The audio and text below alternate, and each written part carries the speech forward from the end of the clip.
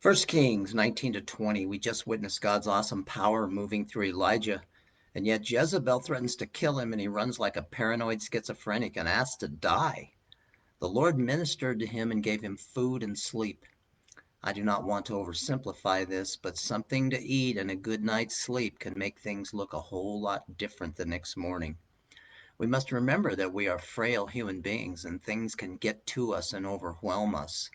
Some practical common sense here is very valuable.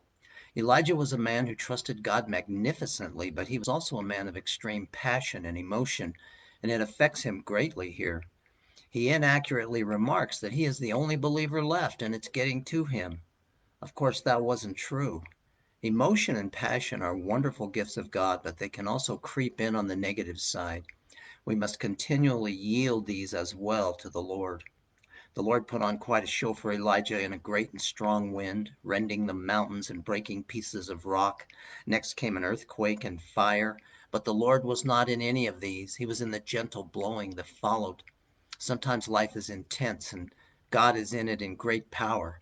But there comes a time for each one of us when we must settle, be quiet, be still, and know that He is God and He is in control. God still has things for Elijah to do and sends him to anoint kings and Elisha, who will take his place as prophet. God is preparing to take Elijah home to be with him. That's God's call for each one of us, and he makes that call perfectly. In the meantime, he empowers us to serve him.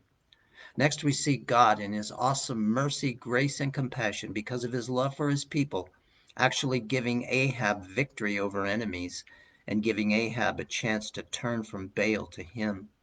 Ahab did not kill Aramean Ben-Hadad in obedience to God, thus missing his opportunity to repent.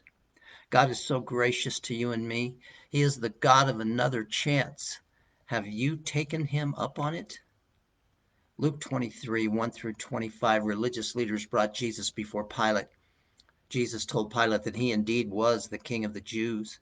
Pilate tried to pawn Jesus off on Herod, who treated him with contempt and sent him back to Pilate. Pilate told the religious leaders that neither he nor Herod found any guilt in Jesus. The people then reminded Pilate that traditionally during the feast he released a prisoner, and they asked Pilate to release Barabbas, a murdering insurrectionist.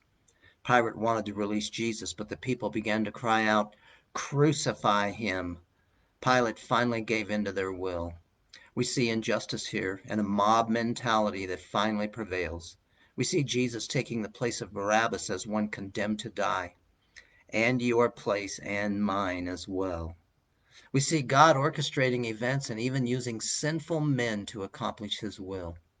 Even though God's sovereignty plays out, every single individual will ultimately be held accountable for what they have done with Jesus Christ.